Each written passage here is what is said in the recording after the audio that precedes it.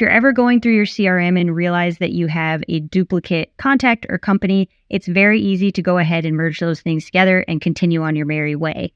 I'm going to show you how to do that really quickly. So right now I'm on a contact record. And when you start doing this, make sure you start on the record that you want to keep. You want to merge the other record into. So I'm on this contact record. You'll simply go to Actions, come down here to Merge. And then it's just going to ask you, which record are you trying to merge into this one? So I'm going to go ahead and find it. It is this one. It tells you what's going to happen. And there's also a link to the knowledge base article that tells you exactly what happens. So I'm going to go ahead and merge this.